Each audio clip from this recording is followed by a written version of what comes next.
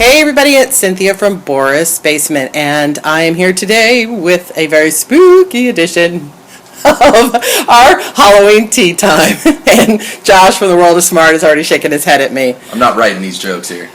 Sorry, I had to fire the writer this week. So we're starting off with Walking Dead. I got to say right off the bat that I'm pretty hyped on this one. I've seen it all over the place.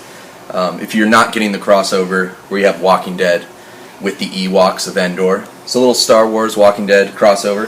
And if you're not getting the crossover, you probably shouldn't be watching this video. But I really like it. In a way, it's a little bit of a jump, but I can't think of the name right now, but it's very Hellboy-esque within the eyes and whatnot. There's this little cutout, and they're using the negative space, and then they have the classic Walking Dead logo and font. And it's pretty darn creepy considering that Ewoks are generally really cute Cuddly and cuddly creatures, but they look pretty scary there. They do look pretty freaky. And was this a Loot Crate shirt? I don't think it was originally a Loot Crate, but I'm sure that they have thrown it in there. I've seen this one all over the place, and it is it's a great crossover. So. And we like this one. It actually happens to be from, I think they're called Graphic Lab, and they use the periodic table to show off their sizes. It's actually really cute. So even the size chart is cool.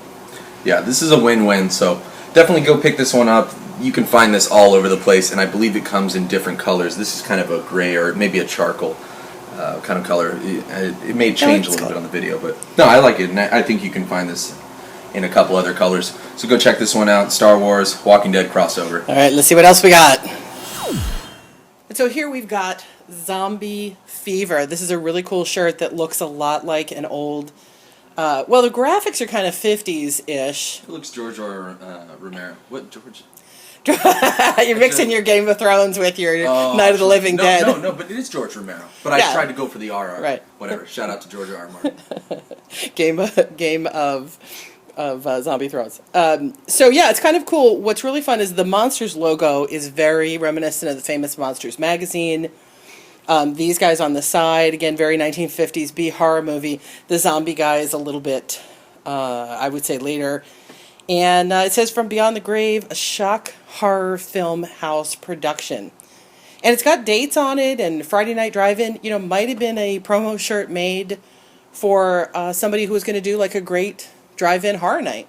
And they designed it. That's about all we could find about it. Or it's just completely fake and just really cool. It looks good, and I can't tell if there's actually some texture on there, but yeah, it's very Night of the Living Dead-esque, and it does, the main zombie, the protagonist here, is he does look kind of like an 80s feel to it. It doesn't look, it's kind of a mix mash. Yeah, he's a little bit later, although the girl is in the classic 1950s Carrie the girl who has swooned monster pose. And I actually just noticed that there's a girl over here. I didn't actually even notice her before. She looks like a scary zombie who's eating some brains. But yeah, it's kind of a cool mix for anybody who likes horror movies of all different ages. Yep, so that's the second pick, Zombie Fever, A City Screams in Terror. Ooh. Next we have Bats of the World. This is kind of a National Geographic-y cool shirt that you can learn something from, too, because apparently, even though they all look like vampire bats to me, they are bats of the world. Yeah, you get a little bit more of the anatomy of the bat too.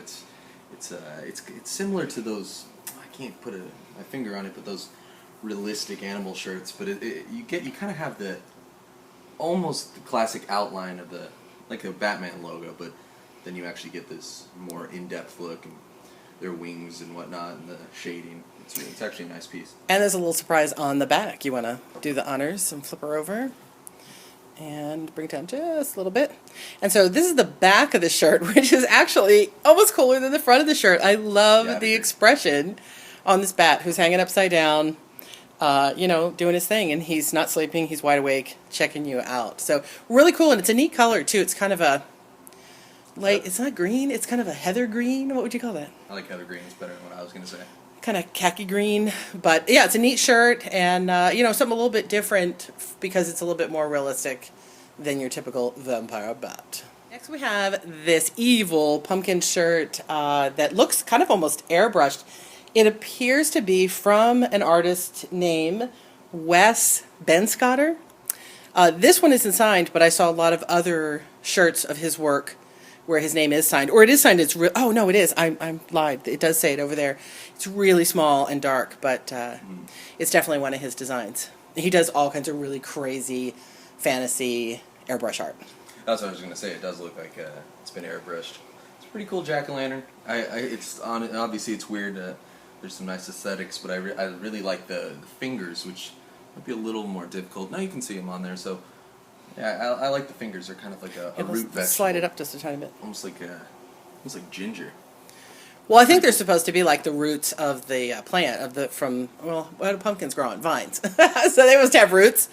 And the background, as silly as it may sound, talk about the background, is amazing. It's photographing a little bit lighter. It's actually a really dark and stormy turquoise blue. And the negative space that he got with these corn stalks on the side, it's got a lot of pop to it.